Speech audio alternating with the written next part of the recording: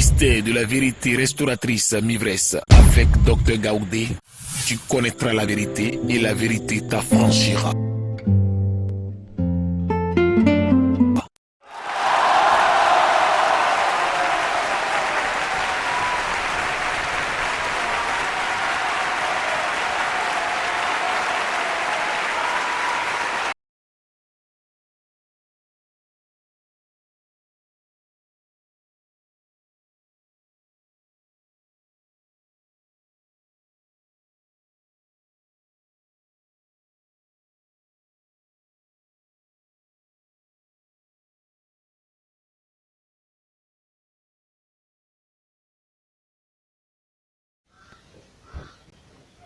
Où irons-nous? Comme j'ai dit, il y a 3 refuges. Le refuge du diable, le refuge de l'homme, le refuge de l'Éternel. Parlons du refuge du diable. Le diable n'a d'objectif que détruire, tuer. On ne fuit pas le lion pour chercher refuge chez un serpent. On fuit pour échapper à un danger et on cherche un bon refuge. Mais attention, le diable est rusé. C'est pourquoi la Bible dit, dans le psaume 83, verset 3 à 4, la Bible dit, on va lire, psaume 83. Allons dans le psaume 83. Psaume 83, verset 3 à 4, la parole de Dieu nous dit,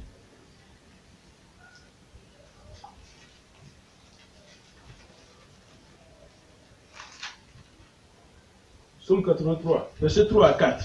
Car voici, Il dit, car voici, tes ennemis s'agitent. tes ennemis s'agitent, c'est-à-dire ils sont chauds, ils s'agitent contre toi, tes ennemis s'agitent. Hein? Ceux qui te haïssent lèvent la tête. Ceux qui te haïssent, ils lèvent la tête. C'est-à-dire, pourquoi? Pourquoi on dit ceux qui te haïssent lèvent la tête? Ils cherchent à voir, ils sont prêts à te dévorer, ils sont prêts à te faire du mal, ils sont prêts. Comme une armée, les militaires ne baissent pas la tête.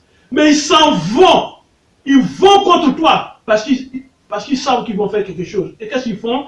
Ils forment contre Ils ton peuple forment contre toi des projets pleins de ruses. Ils forment contre toi des projets pleins de ruses. Pourquoi? Parce qu'il y a des projets qu'ils forment qui sont tels que tu ne peux pas les découvrir, tu ne peux pas les comprendre, tu ne peux pas comprendre ces projets-là.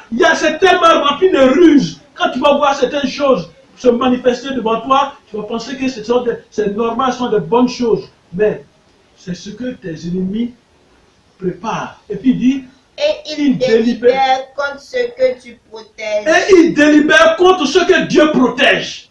Parce que quand ils voient un homme qu'ils attaquent, un homme à qui ils veulent faire du mal, ils n'arrivent pas, ils font du recul.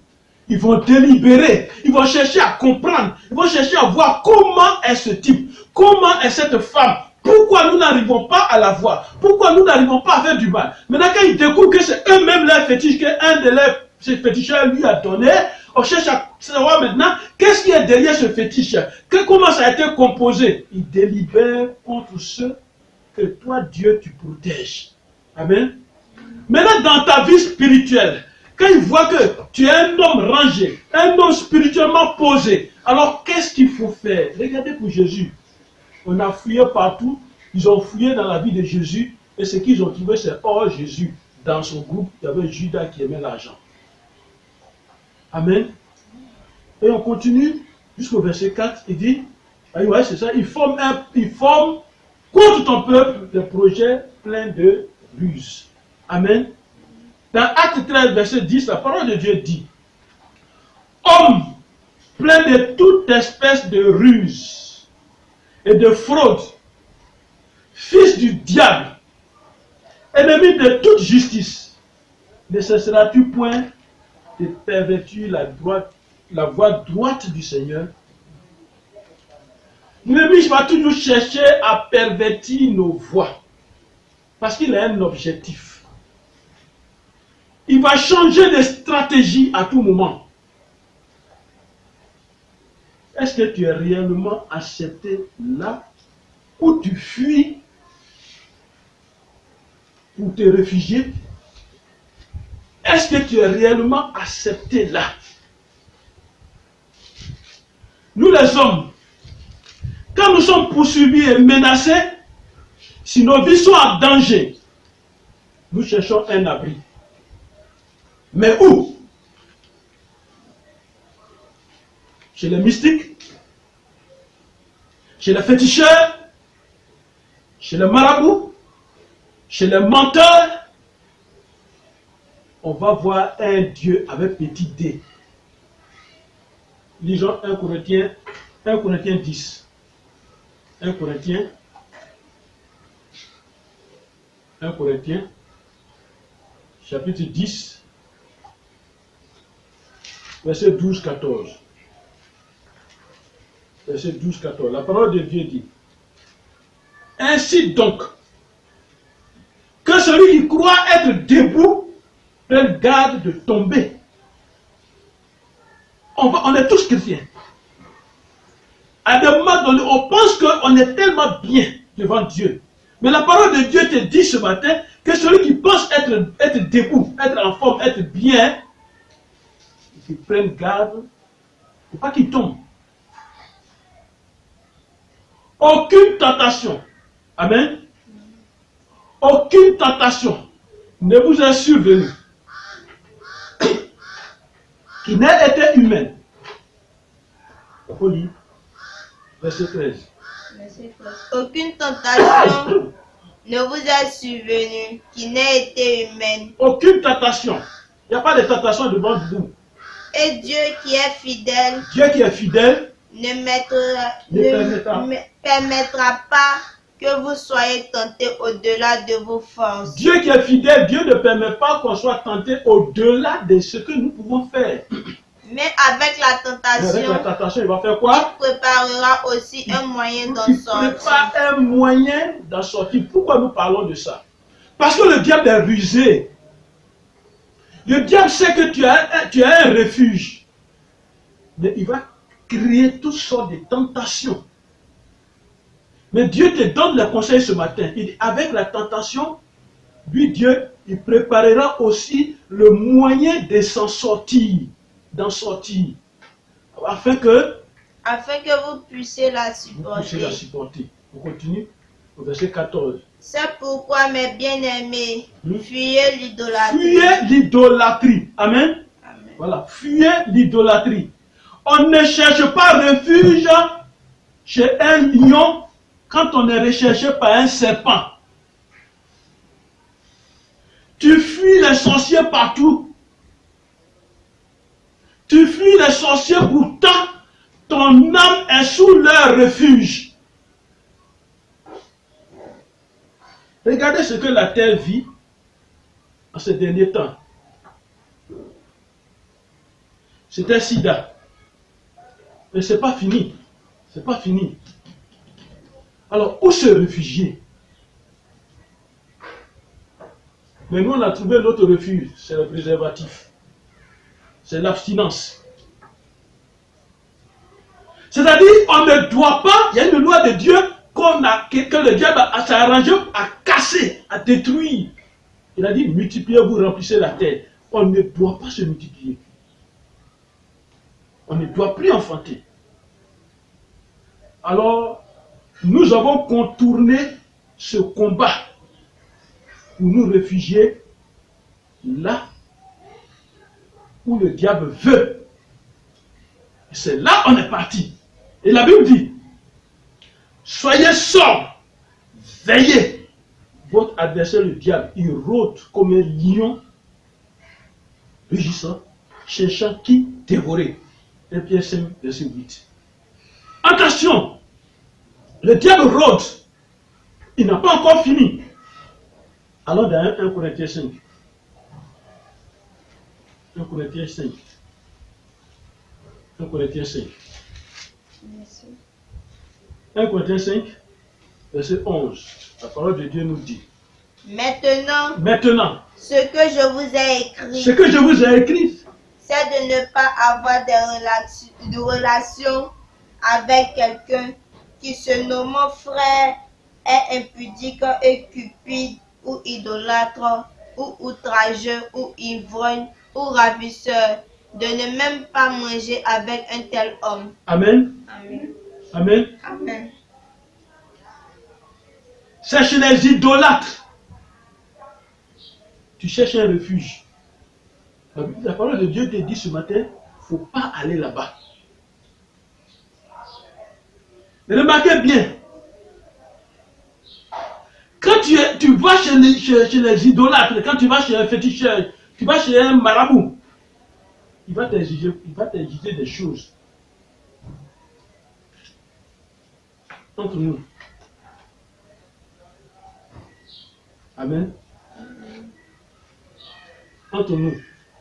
Tu prends une piste, tu marches, tu es à pied. Et puis tu trouves un arbre avec ombre. Bien, il fait chaud. Et tu veux te reposer. S'il y a un serpent en bas de cet arbre, un serpent venimeux, en bas de cet arbre, est-ce que tu peux aller te coucher là? Peut-être qu'il y a le soleil, il y a l'ombre là, tu peux aller te coucher. Après le sida, qui n'a pas encore de remède, Ebola est arrivé. Et voici maintenant coronavirus. Où irons-nous?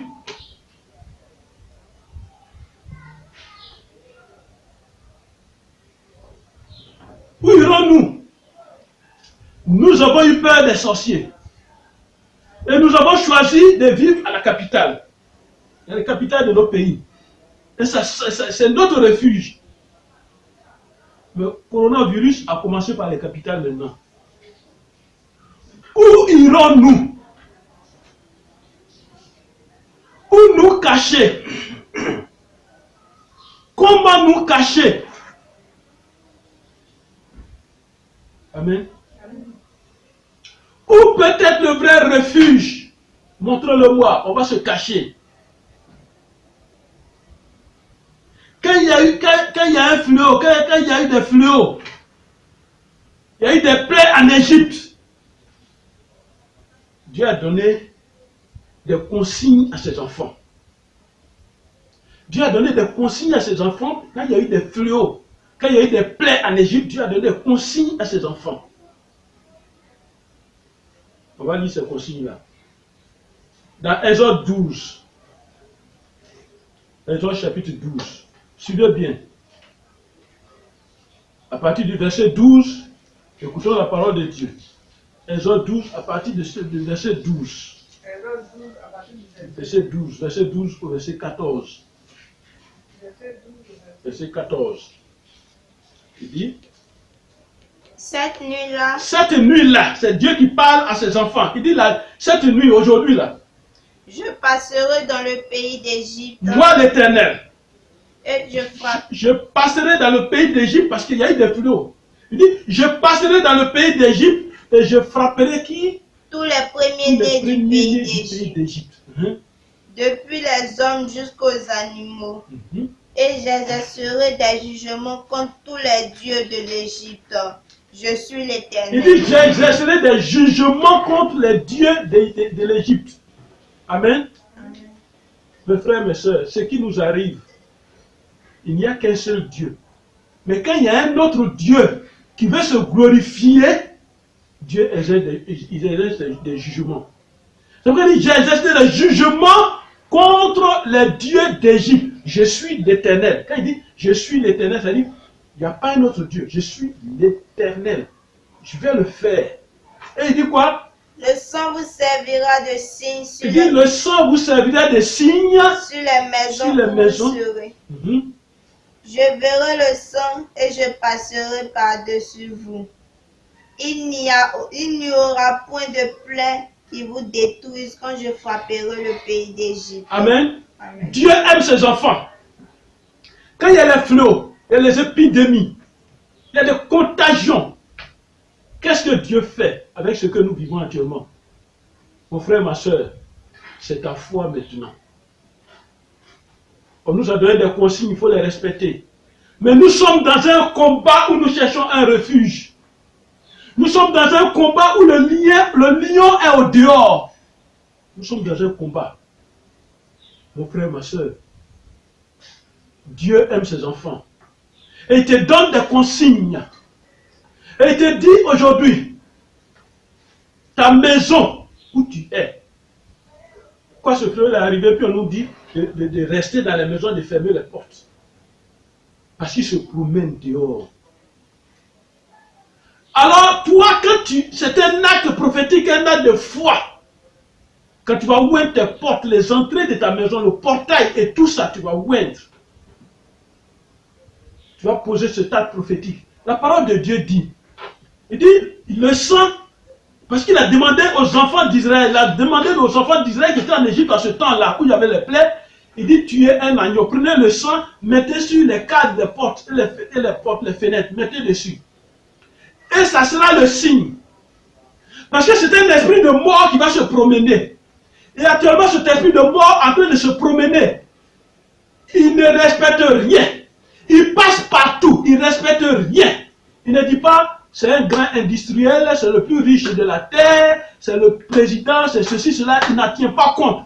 Lui, il passe et il va frapper. Mais Dieu te dit, comme Dieu t'aime, il te dit, ouais, les cadres, ouais, tes portes. Quand cet esprit va venir, si tu poses cet acte prophétique dans la foi, cet esprit va venir, cet esprit voit les signes qui sont sur ta porte, cet esprit va passer parce qu'il a peur de l'enfant de Dieu, cet esprit va passer et il ne te touchera pas. Amen. Et au verset 14, regardez ce que l'Éternel nous dit. Vous conserverez le souvenir de ce jour. Amen. Amen. Ce jour-là, c'était au temps où le peuple d'Israël était en Égypte. Il dit ce jour-là, vous allez conserver ce souvenir-là. Ce jour-là, vous conservez ce souvenir. Mais quand on dit de conserver, ça veut dire qu'il faut garder. Il faut garder pourquoi? Allons comprendre, continue. Et vous le célébrez par une fête en l'honneur de l'Éternel. Oui. Vous le célébrerez comme une loi perpétuelle pour vos descendants. Amen. Donc il n'a pas fait ça au temps de l'Égypte, au temps du peuple d'Israël en Égypte seulement, et puis il dit, bon, le peuple d'Israël a été délivré, et ce acte prophétique-là est annulé. Non, non, non.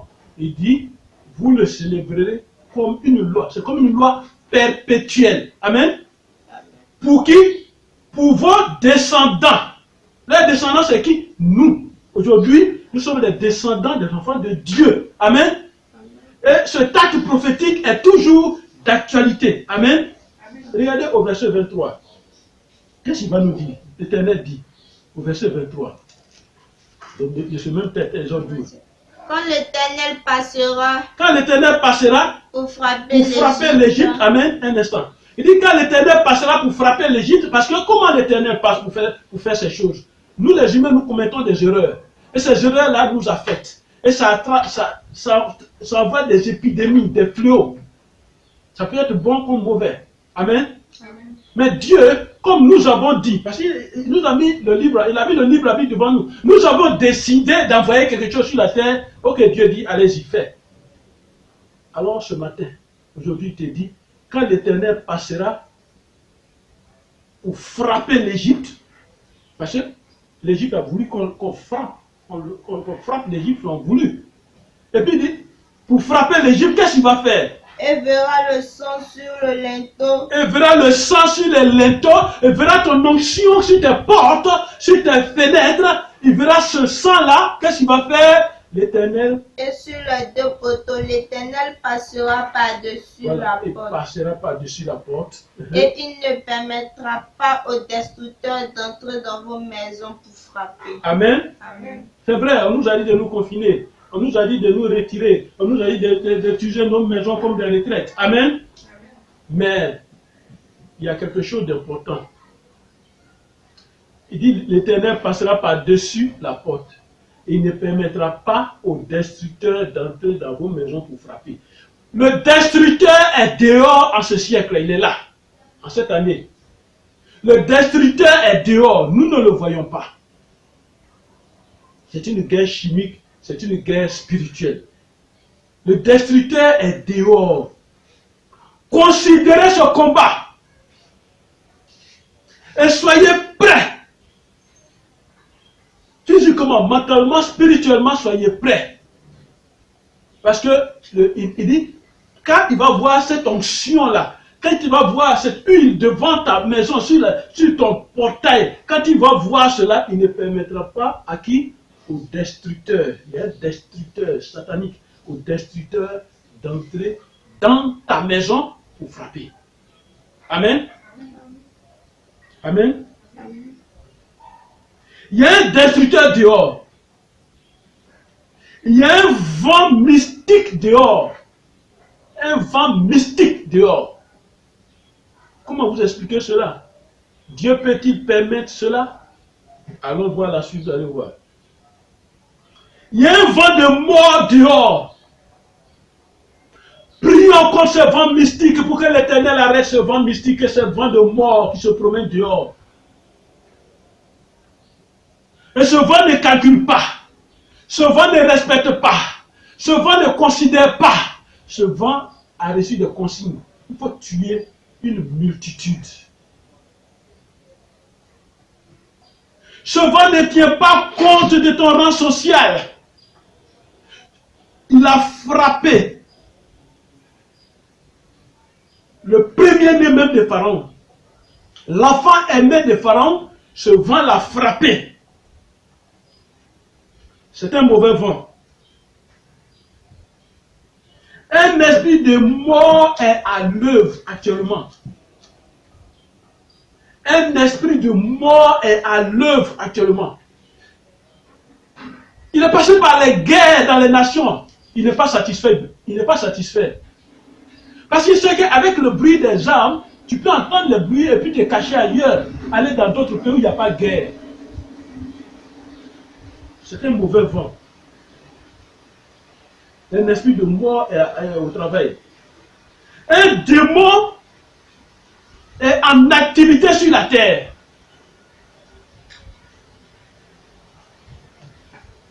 Où sont nos armes de destruction physique? Où ça y est? Où sont nos missiles sol-air? Ce n'est plus à faire des missiles maintenant contre ces fléaux. Où sont nos armes nucléaires?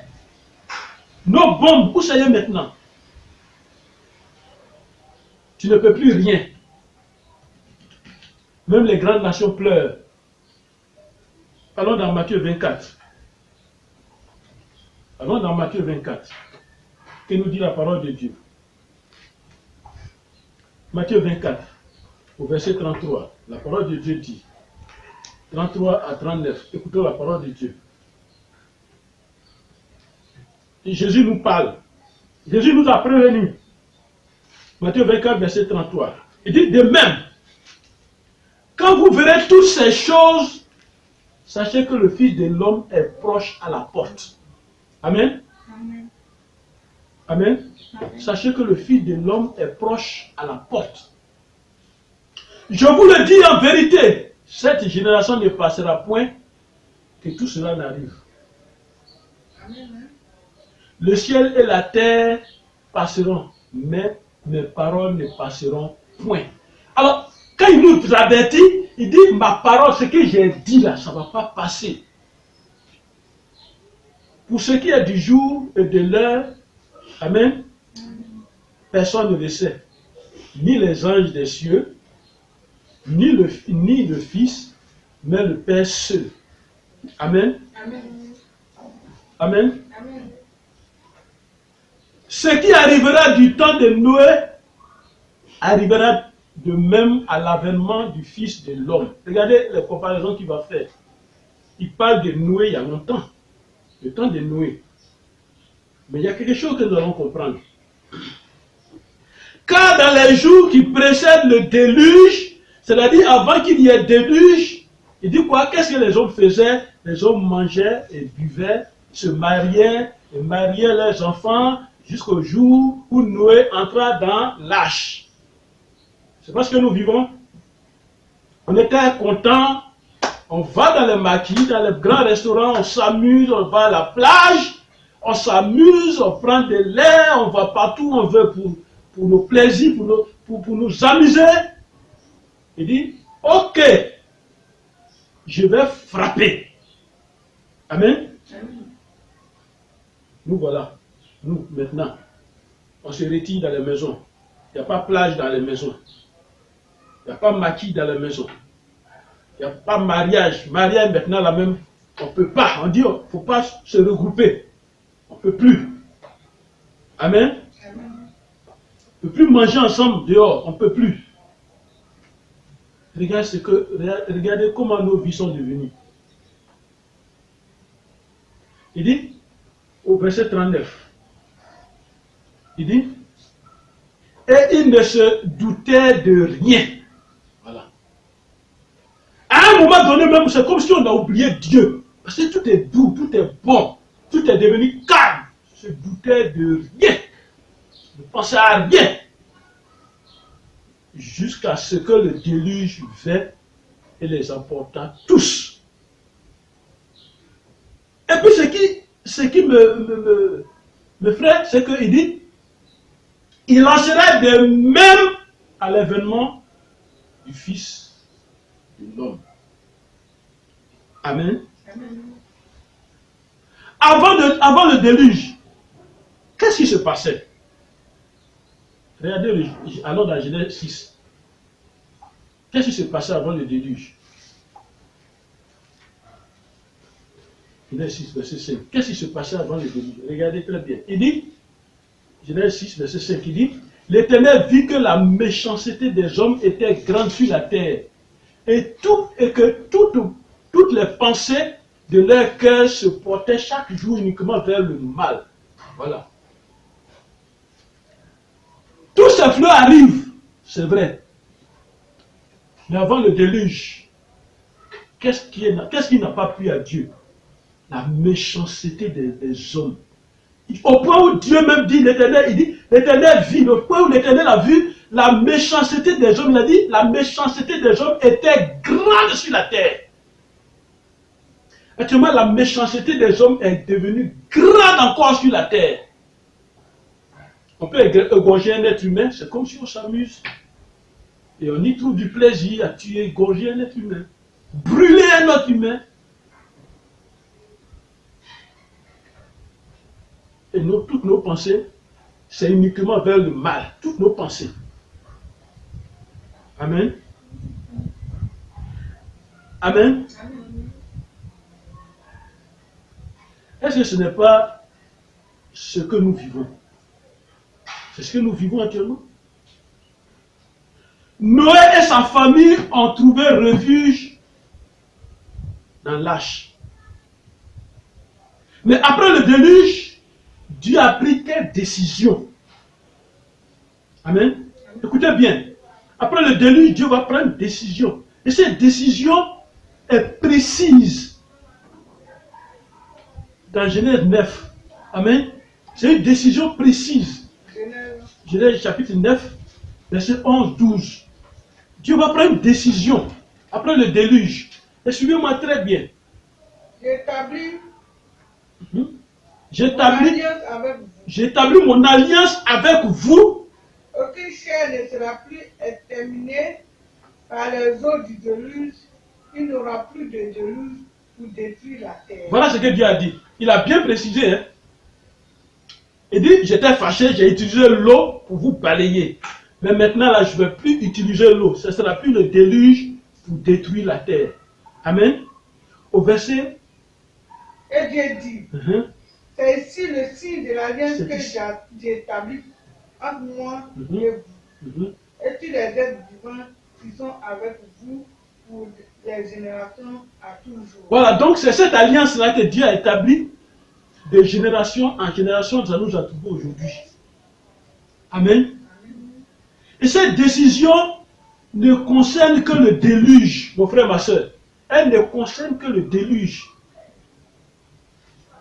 Dieu peut ordonner les autres pandémies, les autres fléaux, si nous agissons comme avant le déluge. Dieu peut ordonner. Et le diable est prêt. Si c'est pour la récupération, le diable est prêt. Et il est en action. Alors mon frère, ma soeur, où est notre refuge? Où aller se cacher? Dieu veut nous parler. Alors dans le livre de Chroniques, 2 Chroniques, Dieu veut nous parler. Amen. Alors dans le livre de Chroniques, 2 Chroniques, chapitre 6, versets 28 à 30. Verset 28. 28 à 30. Quand la famine, la peste, c'était une maladie comme aujourd'hui nous souffrons là. la rouille Quand toute la rouille, et le niel, les sauterelles d'une espèce ou d'une autre seront dans le pays. quand tout ça sera dans le pays, Quand l'ennemi Un instant. assiégera, un instant, il dit quand tout cela sera dans le pays, il n'a pas dit quand tout cela sera dans un village, mais dans une ville, il dit dans le pays. Mais regardez très bien, c'est quoi qui se passe actuellement? C'est dans le pays que ça se passe. Il dit quand tout cela sera dans le pays, quand l'ennemi assiégera ton peuple dans quand son l'ennemi pays, assiégera ton peuple dans son pays, c'est-à-dire dans notre pays actuellement, est-ce que c'est pas ce qui est en train de se passer?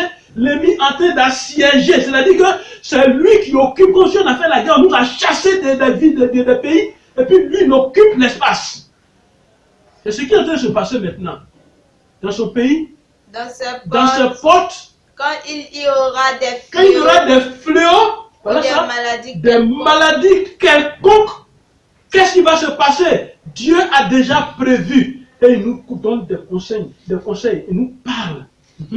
Si un homme, si tout ton peuple d'Israël fait entendre des prières Et et des supplications. Il dit quand tout ça va arriver, mon frère et ma soeur, toi qui m'écoutes sur cette vidéo, le gouvernement nous a donné des consignes, il faut laver les mains, il faut faire ceci, cela, il faut en tenir compte. Mais il y a le côté spirituel aussi de la chose, il faut en tenir compte. Il dit si un homme, si ton peuple, Israël, fait entendre ses prières et des supplications. Nous sommes à un moment où nous devons lever les mains vers Dieu.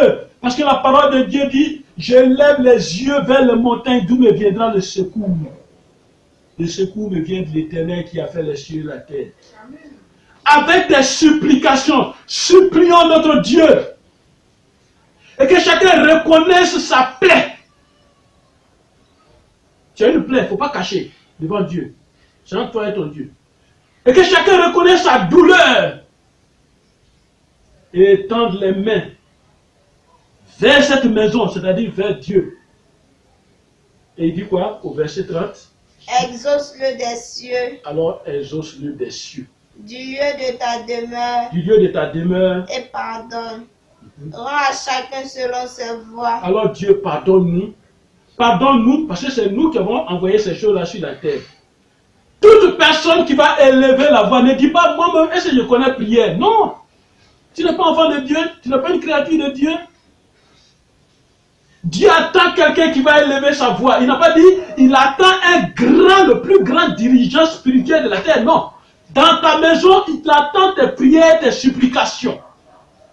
Parce que c'est le choix que nous avons fait qui nous a envoyé toutes ces choses-là. Alors, il va rendre à chacun, il n'a pas dit à tout le monde, hein, il n'a pas dit à toute une nation, à chacun selon ses voies. Si tu as choisi une voie de prière, de supplication, Dieu va t'exaucer et tu ne seras pas touché. Toi qui connais le cœur de chacun. Amen. Amen. Car seul tu connais le cœur des enfants, des hommes. C'est Dieu seul qui connaît nos cœurs. Amen. Dieu me dit de te dire aujourd'hui. Écoute-moi bien. D'autres fléaux sont en attente. Ils attendent. Mais Dieu veut mettre de l'ordre sur la terre.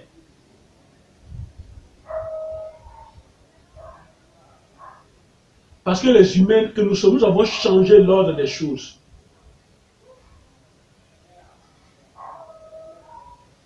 La créature est adorée au lieu du Créateur. Dieu n'aime pas ça. Dieu n'aime pas ça. La créature est adorée. Amen.